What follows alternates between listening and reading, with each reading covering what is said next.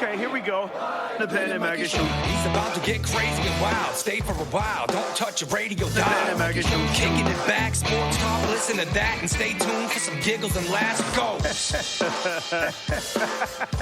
The reason he pardoned his kid is not because he's a good dad. A good dad doesn't let a drug-abusing, crack-using son go conduct international business when you're the freaking vice president of the United States. Dipshits on the left. Welcome to the Planet Mikey Show. Who was that? That was Dan Bongino. Ah, yeah, he never loses his mind much. No. You know, I'd like to start this podcast with a smoke ring that I learned how to do on my vaporizer. Can we just indulge me here? Go ahead. Wait. Oh, that's terrible. Come on. And now suddenly I can't do it anymore. No. I think it's the Bell's palsy. We are having a great podcast today. I promise you that. We have four very intelligent.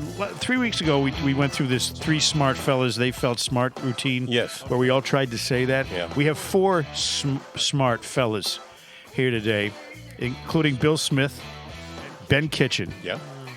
Me, Yeah. and Jon Fetherston is here. All right. Now, John is just so for those who don't know, I'm going to introduce this guy.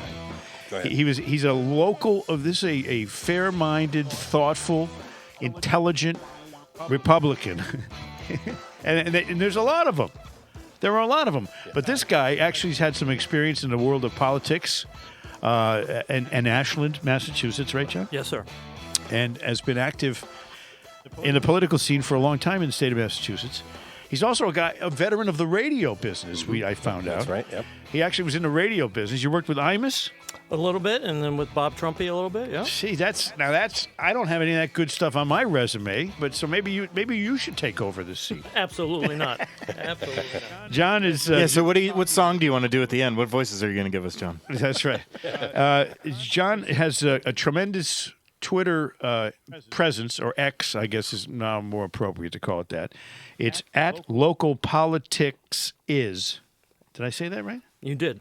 All politics is local. All politics is local, Jon Fetherston, and all politics at local politics is. It is his handle on Twitter or on X. So you should look him up, follow him if you're interested in topical information from a good source.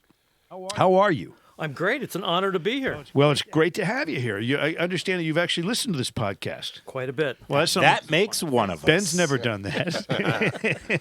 Ben's never done that. Now you were a public official in Ashland and a Rotarian. You're a Rotarian. You're a public servant. You're a special needs advocate. It says in your profile. And what about the political side of it? It's tough being a Republican in Massachusetts, isn't it? It's a badge of honor to be a Republican in Massachusetts because, like, I'm from Ashland. Senate President Spilka is from Ashland. The most powerful woman, Maura Healey might take exception to that, but I'll say, Karen Spilka is the most powerful politician in Massachusetts because she controls the checkbook, which hopefully we'll talk a little bit about. I have tried to always be, somebody that you could work with in Massachusetts. Maura Healey knows who I am. We'll probably talk a little bit about my interaction with her at the Army-Navy game this past year and stuff. I hope so. I think it's better to be respected than to be liked. And, I've always tried to work real hard with, the opposite side, the lunatic side, as I would call them a little bit, and hopefully about some of the stuff that we'll talk about here today. But, yes, it's really hard to be a Republican in Massachusetts. It is because the statistics don't work in your favor when you're anything but a Democrat in Massachusetts. We know that there's a one-party rule basically here. And for that reason, everything gets passed, especially pay raises for the politicians. They have no problem self-passing their own raises. And it's just a difficult scenario because I think it was 70% Democratic in this state? I think it's more in the 60s because a lot of people who are afraid to tell their parents they're not Democrats have gone to the independent type of thing. See, I'm a centrist libertarian, and people say, well, what the hell's that? Well, I believe in small government, but I'm a centrist when it comes to the social issues. I think there should be a safety net within reason. But we'll talk about that for sure. But there also government is so big and bloated, and this DOGE thing that's happening now It's wonderful. is wonderful. It's huge because it's so necessary. And I think Massachusetts needs a DOGE, scenario going. Imagine if we did have the DOGE. I mean, they'd wipe everything out and we'd save all kinds of money. Well, there's so much to attack there too, because spending has never been a problem with the Massachusetts government, and then neither has been the raising of taxes or raising in revenue sources, as they call it, which are taxes. You've watched this for years. Well, just think about not this past November, but a year ago, November of 2023. The sky was falling in Massachusetts. We had to pass the millionaire's tax in Massachusetts. And if we didn't, the children were going to suffer. Oh, the children. And the transportation was going to suffer. Sure. So the Massachusetts voters, in their ridiculous wisdom, passed the millionaire's tax, right? So the sky stopped falling. Well, you fast forward to now, present day. The projections and all the TV ads, which every time I watch those TV ads going, that's a lie, that's a lie, that's a lie, was to raise $1.1 billion. What do the Healey Hotels cost? Healey will tell you it's $1 billion. I'll tell you, and I can prove it, that it's more than $2 billion. $2 billion. So did we pass the... So we don't care about the children anymore? Because the sky was going to fall Right. 13 months ago. Now, You can't believe anything that these politicians are telling of course not. Of course not.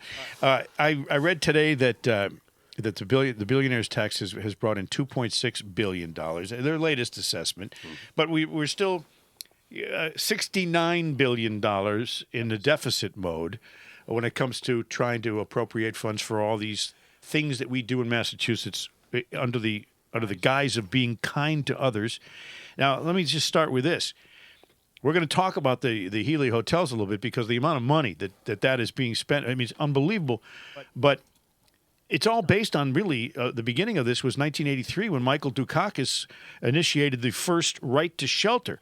When the law was first developed in 1983, it was strictly Massachusetts residents were entitled to these benefits of being guaranteed shelter over your head if you need it. They changed it in 91. They eliminated it. Well, it's not just Massachusetts people anymore. And then what has happened ever since, especially under the latest invasion of immigrants from all over the world? Massachusetts is the only state, John, you know this, that has a right to shelter. So if we're the only state out of the 50 states that has this ability for people to come in here and get everything for free, then doesn't that kind of act like a magnet to bring all homeless people or all people in dire need to our state? 100%. And listen, a lot of people will sit there and say, oh, it's terrible, it's terrible. We would all sign up to be a migrant in Massachusetts. We would all sign up. 99% of the people that I've worked with in the migrant shelters, good people, just coming to America. And I literally will ask people, why did you come to Massachusetts? We were invited. Joe Biden and Maura Healey invited us to come to Massachusetts. I'm literally told that by a lot of people. Who wouldn't want free shelter, free health care, free food every day, free legal service, free English as a second language service, Free Uber, free Lyft. free Uber, free Lyft, free dry cleaning, Free medical care. Who wouldn't want that? So you can't blame the migrants for that. Well, no. There's only one person you can blame for all this, and that's Maura Healey. And just be forthright with the taxpayers of Massachusetts. What is the game plan here? Because now the game plan for her is to get out of this. And she, in her mind, thought, well, if Kamala Harris becomes, president, I'll get a job in her administration, and Kim Driscoll can figure all this out. That was her plan, That was her. probably. Yeah. Undeniably, that's what her plan was. Right. And now she has said, well, we're going to restrict the stays in the hotels. Well, it sounds good, right? She doesn't have the authority to do that. The legislature has the authority to do that. And where are these people going to go?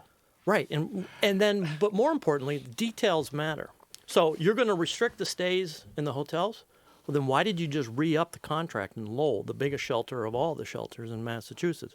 Why did you just re-up it for a 7-year contract if you're going to limit the stays in the hotels? She has no intention. And she doesn't have the authority to do it anyway. The amount of money that we're talking about, too, is beyond belief. You can't. Now, I first learned a little bit about this as a, I don't know if you guys know this, but I am the world's greatest Uber and Lyft driver. Well, we've heard that several times from you. Only from you. Oh, no. It's everywhere. All the clips you've brought in for us to hear. Yeah. Never once has Bill and I ever heard, man, Mikey, you're the best There's Uber a billboard Lyft driver." that it has my picture on it. It talks about how I'm the greatest Uber. I've done 5,000 rides, no incidents, okay? And I've disallowed puking in the backseat of my car. I don't even drive at night when the drunks come out. But as an Uber driver, I pulled up one day to a place that a good friend of mine used to stay when he'd visit his girlfriend in Marlborough called the Holiday Inn. And as a former Marlborough resident, I was well aware of the Marlborough Holiday Inn. It was like one of the nicer hotels. There's no question about that. That was right over by 495. Yes, That one. exactly. So I pull up there because I get an alert that says someone needs a ride. I go there and I notice that there's a lot of people milling about outside the hotel. There's a sign on the door that says not open to the public. Excuse me. I'm all choked up about this. Not open to the public. So I go walking in, and I say, what do you mean not open to the public? And I was looking for the passenger, and I walk in, and, hey, you can't go past here. You can't go past the lot. Why? I said, what's going on? Not open to the public. It's a shelter now. It's no longer a hotel. And they have, a few hundred rooms? 170 rooms. 170 rooms. They're all filled, and they're all filled, coincidentally, with people from Haiti. So I said to myself, this is kind of strange. First of all, to close a hotel, I'm thinking, well, as a business, you're closing your business up. Oh, no. Someone's going to pay for these rooms for all these folks from Haiti. And who is it, John? It would be the taxpayers listening to this podcast right now. I think it's the ones also doing the podcast. Now, I've heard, too, that if the hotel normally used to charge $119, $129 a night, that the state is paying $165. I don't know. You tell me. 180 a night. 180 a night. Oh, but it gets better, Mike. So they're gaffing the state out of in other words, the taxpayers are paying for not just the rates of the hotels for all these folks, but the enhanced rates. I heard. Oh, but it gets even better, though. Not to interrupt. Now, keep in mind, there's function rooms in this facility. Yeah. So the facility charges, well, if you want to use that room to give the meals out, we're going to charge you $1,500 a day for that room. You need a room for your case managers to work, so we're going to charge you $1,500 a day. I stress the word a day. Fee for that as well, too. Well, John's going to need an office, so we're going to charge you $1,500 a day times 7 times 30 for that office, too. These hotels are raking in the money. Raking in the money at a pace they've never known before. And it's not because suddenly they have a new swimming pool or, beautiful big screen TVs. It's because the state's paying it. The state is paying it.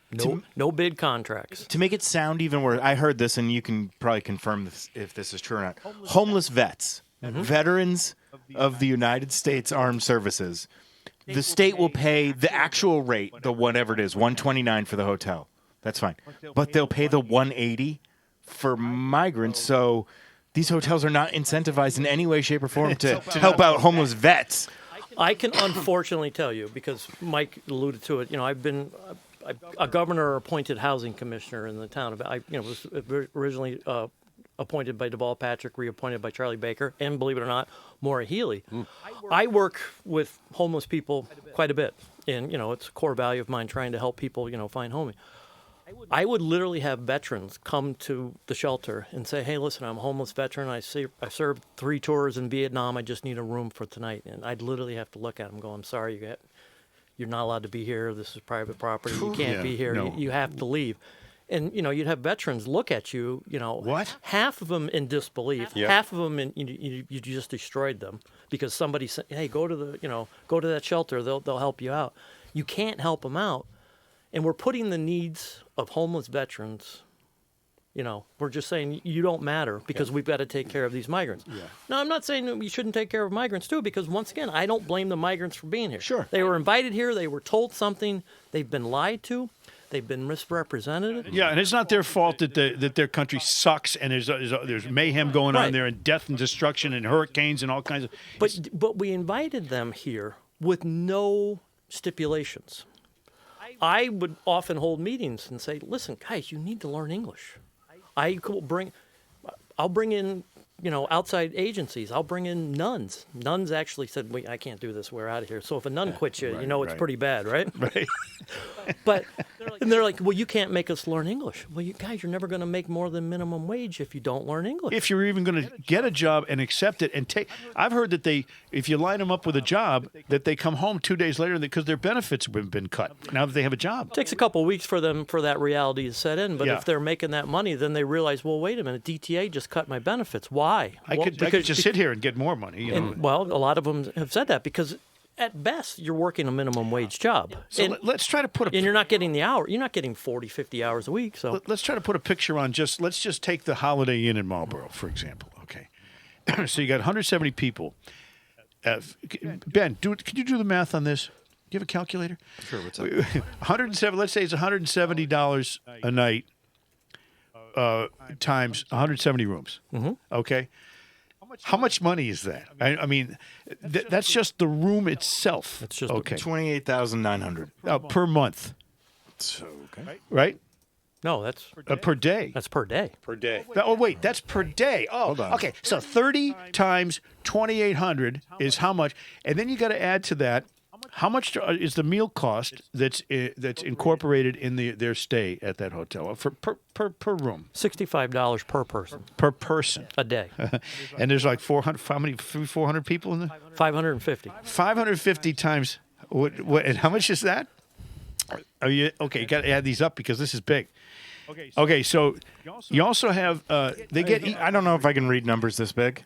I've never been paid that much in my 476,850,000. Well, EBT money. They get electronic cards that are loaded for them, right? EBT in Massachusetts is the politically correct way of saying welfare. Yeah, welfare. Right. Yeah, freebies, food stamps or whatever. Stamp, right. So, how much do they get on each EBT card? A family of four typically is going to clear like $4,200 a month. A month. That you can use at an ATM machine. $4,200 a month. They can go to the ATM, get cash out over and above the free meals and the free hotel room. Okay, so if you're adding this up, we got to get a special accountant in here for this. They get transitional money from the government too. It's called transition cash. That's part of that's all part EBT. of that's all part of the EBT. Okay. But you're forgetting the big one that makes no sense to anybody with a third grade education. Women and children benefits, food stamps for WIC cards. WIC. Typically you're going to get $450 a month, but you don't need it because you've already got the EBT card, and you're also getting 3 meals a day. So the WIC. Now I understand the kids also get. Walmart loves having the migrants here. They do. they like my family too. We go there a lot, but we actually have to pay cash. The kids get they get diapers and formula. You get everything. State mandate. If you have a person who has a baby, you're going to buy him a crib. You're going to buy him a stroller. You're going to buy him a car seat. Yeah. You're going to buy him diapers. All you're gonna free. Buy him They got here with nothing. They get all that stuff given to them when they get here. Brand new, free. Okay. Yep. That's a lot of money. Over and above that. So they do way more for these kids than they do for the kids that are in the foster system. 100%. More than anybody. Fucked up. So now what is the value? They get free health care. All Free these health care. people. Yep. Comes right to the hotel, Mike. Think about this. Free health care. I don't know how much you guys pay for your health care. I know what I pay a lot. They get free health care, and I know because I've taken a lot of these folks to their free doctor's visits and free hospital visits. Happens all the time because they get free Uber and free Lyft. Now, I took a lady and her daughter up to New Hampshire to the citizenship center there where you Right. That's where they go and get their Social Security number and Right. apply for asylum. apply for time again. I picked her up at the hotel, Right. at the Maura Healey's hotel. That's where I ran into you. And I took her all the way to New Hampshire, and it was like a $70 ride, you know. And I'm thinking, okay, well, she's not paying for that; it's free. The one place I get the most action is if I drive anywhere near the Holiday Inn in Marlborough, and the thing just starts dinging, people needing rides, and they're all free. So what is the value of that? What is the impact of the school systems in Marlborough when their kids go to school and they need translators, and they load up the classes with more students than they expected to have? That's not a big deal. Just ask Framingham. They figured it out a long time But ago. you got to hire more teachers because there's more kids just suddenly being dumped in your school system, and a lot of them don't speak English. What is the impact of that, John? You can't even put a price tag on it. And I'm glad you brought that up, Mike, because I've talked to a lot of school teachers, principals, counselors, guidance counselors, and I've often said the biggest price tag of all of this, and you brought up Framingham, because you've got migrant shelters in He doesn't even Framingham. speak too. Portuguese. You've got migrant shelters in Framingham too. Tomorrow, no cool. What is the cost of a teacher with a classroom too big for her to control, doesn't speak the language? A lot of the customers that I work with and Mike has worked with are Haitian, but you've got Guatemalans, you've got other languages speak. Teacher goes home stressed and says, you know what, I just don't need this. I don't need this in my life anymore. I'm going to go to a school district that doesn't have a migrant shelter, maybe make a little less money, but you lose that good teacher. But then more importantly, what about the struggling kid we probably all fit in that category when we were younger. We weren't great students and we needed a little bit of help. There's nobody to help that kid who needs a little extra help anymore. Yep. The cute little kid down the street, because we're focusing on, that kid doesn't speak English, so we have to spend more time with them. Right. It slows the whole process. It slows down. the whole process down. And the one also that doesn't get talked about is the amount of 911 calls to these migrant shelters all across the state. If you do a public records request on any of the 911 calls around because it's culture and they don't know, and once again, you can't blame them. You have to blame, the bureaucrats who created all this. Yeah. You get 911 calls for a headache. You get 911 calls for a stomach ache. You get 911 calls for the sniffles. You get 911 calls because there's fights in the lobby. Sounds like a bad Jerky Boys album. So what is the price of a captain who says, captain of a police force, who says, I could, I'll work another 2 or 3 years because I still kind of like my job, or a migrant just spit on me because he doesn't respect me, I'm just going to retire. You can't put a price tag on replacing that person. Right. Or any of those teachers or administrators that you talk about that just right. got sick and tired of of it. And that's one thing that you never hear the governor talk about. Right. You never hear, and that I think is the biggest crisis. Well, it's gotten so much worse, though. I mean, I moved out of Marlborough some 10 years ago. And the reason I moved out of Marlborough was because my 8-year-old son was in 3rd grade in the district near the hotels. There's a school down the road there that's elementary school.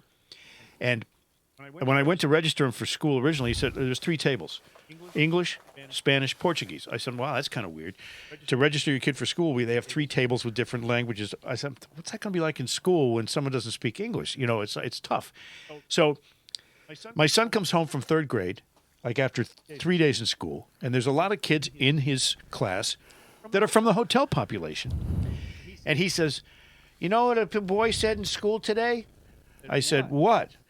He said, and I won't say it on the podcast. Say it, pussy. Go F your mother. Oh, really? So my 8-year-old comes home. He says, I'm like, oh, a kid said that in school? He goes, yeah.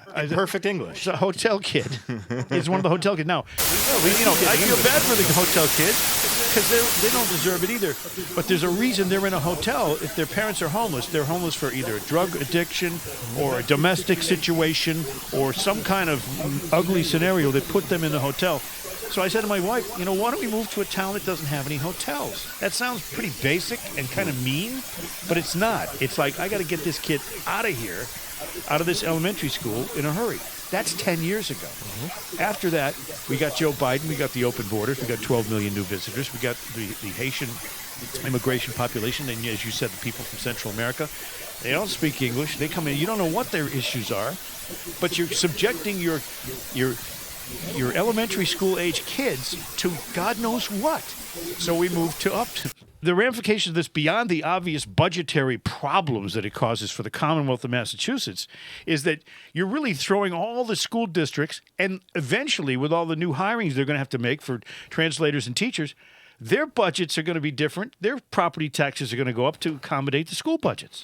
And Mike, it's going to get worse because let's think optimistically. I think it's delusional, but let's think optimistically that Maura Healey is going to start closing down the Healey Hotels and stop using the hotels. Well, they're in communities now where there are hotels, but eventually, because math always wins, you're going to get them in Upton. You're going to get them in the other small communities that don't have hotels. What is the impact of 40 students showing up on Monday morning in the Upton school system? Exactly. It would be traumatic. Yeah. Traumatic. And so that's where the math really gets complicated. Well, $69.7 billion deficit, that's based on liabilities, pensions, the DOT alone. I mean, this state is poorly run, in my estimation, based on the fiscal aspects of it. It doesn't make any sense. This particular right to shelter thing and Maura Healey's compliance with all the programs that they want to do just to make sure that we're not the state that's not nice to people. If you got 50 states and you're the only one that has right to shelter, you're going to get dumped on by the immigrants. They're going to all want to come here because they know free shit for everybody and everything's paid for. Why wouldn't you? What's the end game? Well, thank you for bringing it up because, one, if Maura Healey thinks she's being nice by doing this, she's delusional. Mm-hmm. Because it's not nice to set people up for failure. Taxpayers especially. Well, taxpayers especially, but even the migrants are set up for failure. Because there isn't housing. There wasn't housing before this started. So now all of a sudden there's going to be housing. That's exactly the biggest crisis of all is the housing crisis that's caused by this influx because we already have a housing crisis in Massachusetts, a shortage due to students and a lack of availability. Ben is the biggest victim of all this. Damn right. His age demographic, if he wants to rent an apartment, well, it probably just went up $1,000 a month. Right. Is he going to be able to afford a mortgage? Because mortgage costs are going to go up because supply and demand. Math always wins. And what is the end game here? There's no exit ramp. There is no exit ramp. The exit ramp is going to be you're going to have a large amount of homeless people walking the streets. So isn't the first step, John? And is that nice? No, it's not nice. I've also heard that they want to give all these people amnesty to turn them into Democrat voters. Is it really that simple? Let me just say this. You notice we have a traffic problem in Massachusetts? When Maura Healey said, okay, I'll tell you what, we're going to do this thing where everybody who's illegal, they're not citizens or whatever, you can all get your license now. They had to hire translators at the RMV, Motor Vehicle Department. They had to hire new people to accommodate all the influx of people who wanted to get their license. And the roads, as an Uber driver, I'm telling you, it's more than 20% more congested than it was before that law passed, allowing everybody to get their license. And what about the number of accidents? Well, that's the other thing. Do they have insurance? Can they read the signs? I mean, it was just another stupid move. Well, you've seen how many cars are in the parking lot. And nice cars. You know what? I drove by there today, just on the way here, because I knew we were going to have some conversation about this. The Holiday Inn has a full parking lot. All the cars are there, belong to the people right inside the hotel who are Haitians. They're all Haitian. Do they have their license or not? Why do they have a new car? Well, because they don't pay for anything. They have money. They buy cars with money that the government gave them, right? And they've learned. They go to Framingham, get a fake driver's license, get insurance for a week, drop the insurance. Only because, I delivered a lot of mail there. A Ronald Joseph could be a Joseph Ronald, and nobody would know the difference. Right. So they might be double dipping on benefits, because they get two of them. Sure. Ronald Joseph might have bought the car, but Joseph Ronald is really the guy driving the car. So when there's no insurance, and I have literally talked to state troopers and go, "What are you doing?" And I've had state troopers look me in the eye and go, "The governor wanted this. We don't get involved." Right. I said, "So what do you do? If we stop somebody and they don't have a license, we give them a stern warning. We catch them a second time, we give them an even more stern warning. I'm like, what if that was me? Oh no, You get arrested. You get a I would ticket. you would Yeah. get arrested. Handcuffed. Like why? Because the state police work for the governor, so the state police have just thrown up their hands and go, she Now, wants it, and we're not going to be the person speaking of the to get in police, trouble for that. So. There have been crimes that have gone unreported, serious crimes, not just at the Holiday Inn in Marlboro, but in all the shelters. I pull up to the La Quinta, in Auburn. It's closed to the public. They don't let you come in. It's the same situation going on in all of these different hotels. But the crimes that have happened, from what I have heard in the Marlboro Holiday Inn alone, include rape. Nothing in the paper about it. Were there any arrests made? I was just I was driving in one morning and was listening to Jeff Cooner, and I heard it was being reported, and I'm like, oh, yeah, that sounds right. That sounds right. Because I guess the Maine Wire had done an article about it. Yes, there were multiple rapes inside the hotel. Yes. So, since it's public record, I can talk about it. Yeah, It's multiple rapes, and when I ask people, well, why haven't there been arrests made? Well, it takes time, and this is complicated because it's, nobody wants us to make the papers. If it happened in Sudbury, it would be in the paper the next day. Right. Maybe. If it happens in a shelter, then it's just pushed aside, completely, which is ridiculous. I got a question. Let's say we go a year into the future. You get a call from Maura Healey, and she says, "Are we on a secure line?" And you say, "Oh yeah. What do you need?" I'm in so far over my head. I need you to tell me what to do. Guide me. Be my advisor. What would you do? What would you tell her? I would probably recommend the Jump off the Zake. At first. That's a good start. That's a good start. What New York is doing. How do I get out of this mess? What New York is doing. Where do you want to go, Mr. Smith? I've got a ticket for you here. You can go anywhere in the world. Don't worry about That's how they got there, though. It was a free ticket. Right. But I mean, you have to do it. Once again, I keep coming back to it. And math is difficult for a lot of people, but there is not enough housing.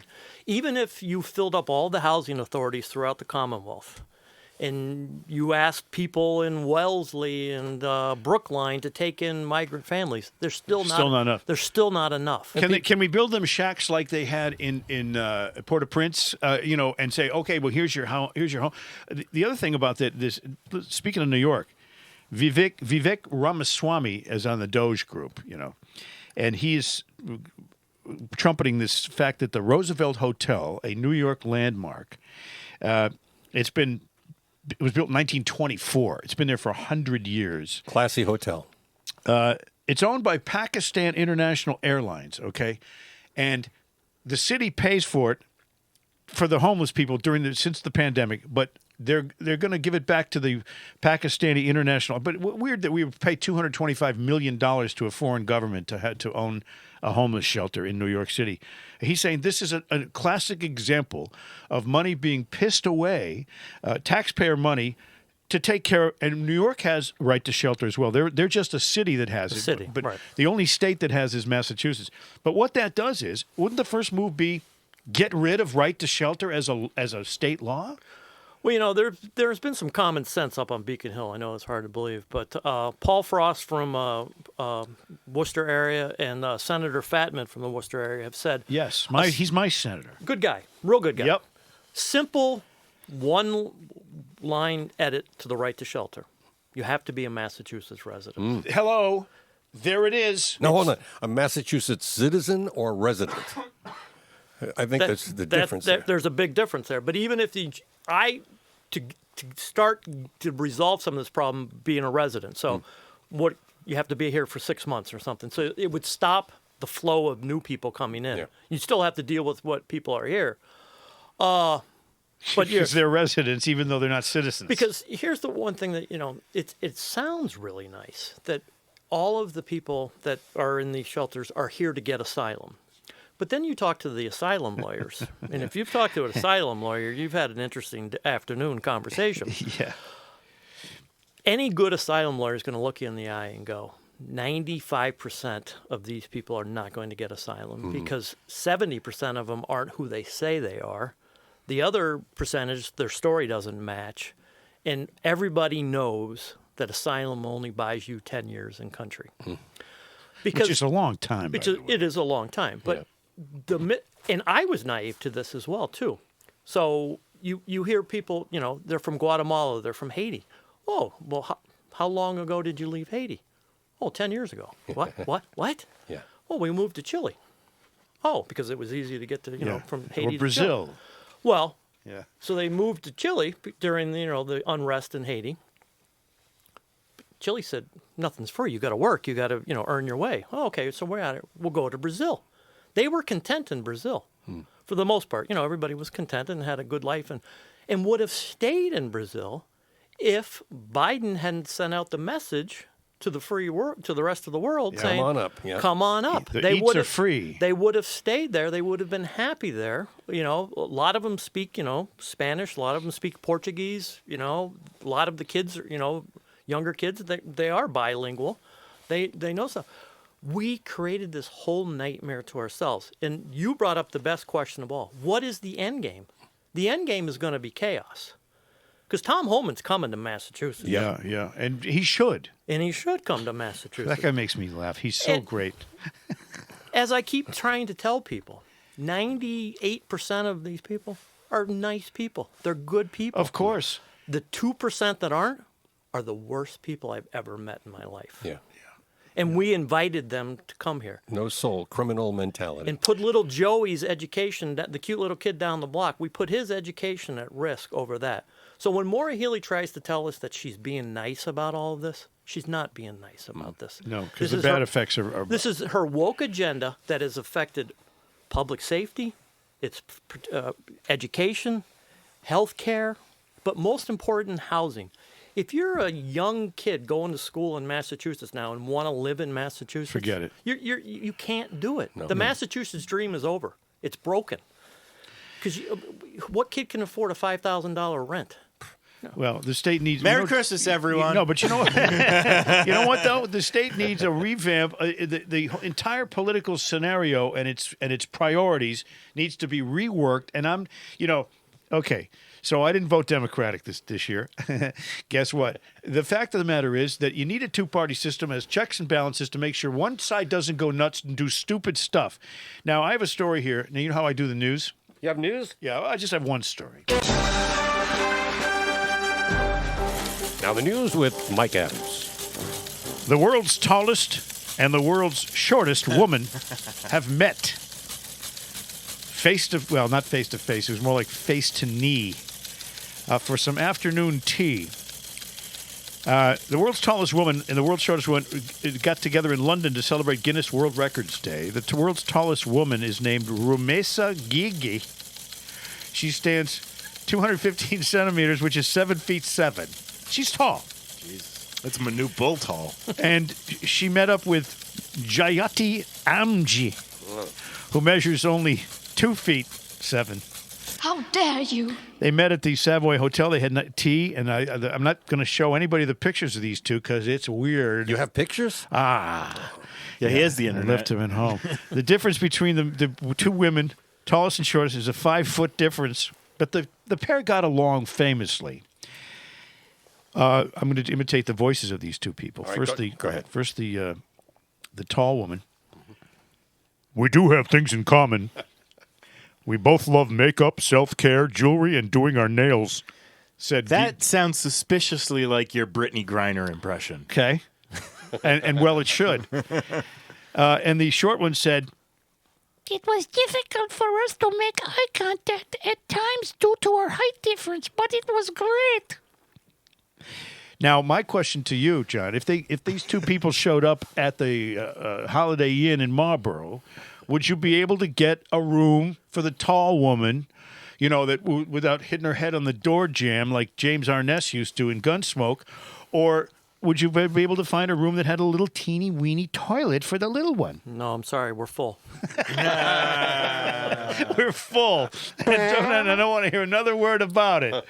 Oh, my God. Well, I'm going to say this. I think the first step should be for the government to get together and say, you know what, we got to get this right to shelter thing off the books because otherwise we will forever be the magnet that we've been in bringing people. And again, that's not to be not nice. That's to be like reasonable and spread it out amongst the other 50 states. That's the first thing I would do. The second thing I would do is I would first, can we lower the tolls on the mass bike? That's been paid for a long time. Got to rethink the political scenario in this state, in this Commonwealth, so that people use common sense. That's why they call it the Commonwealth. It's everybody's money, and so only certain people are spending it and spending it stupidly. Am I wrong? You're not wrong. It's an easy target, and we're talking about it today. The Healey Hotels are a financial disaster.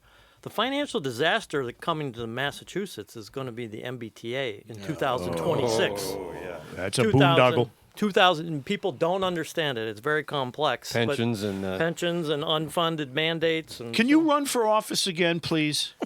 I mean, we got to get something going here. The Republican Party has to. We had Charlie Baker.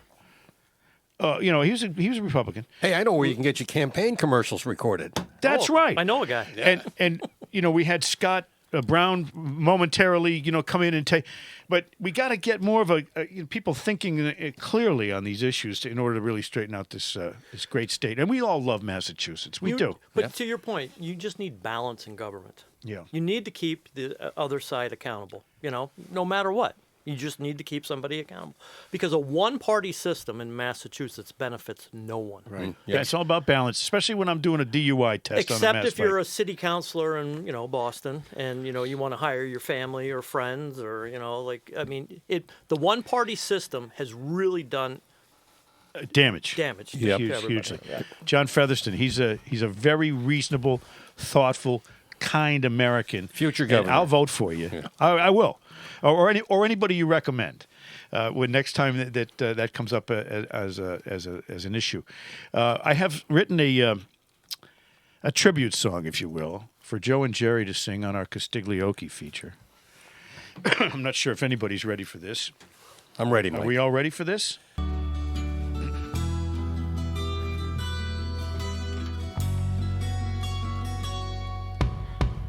On a Marlboro highway, an alert for a fare.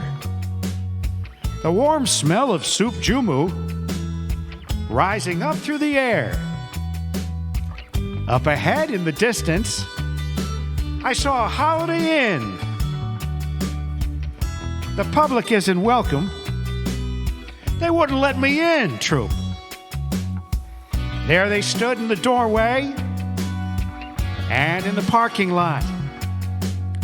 And I was thinking to myself, this could be Haiti, and I might get shot. So I picked up the riders, and I drove all the way. I took them to their free doctors. They don't have to pay. Welcome to the Hotel Maura Healey, Joe. Such a low-cost place. You just show your face. Plenty of rooms at the Hotel Maura Healey. Any time of year, you can find it right here. The cars are taxpayer financed. You see a Mercedes-Benz. Massachusetts pays for everything for all of our new friends. How they dance in the courtyard, because everything's free.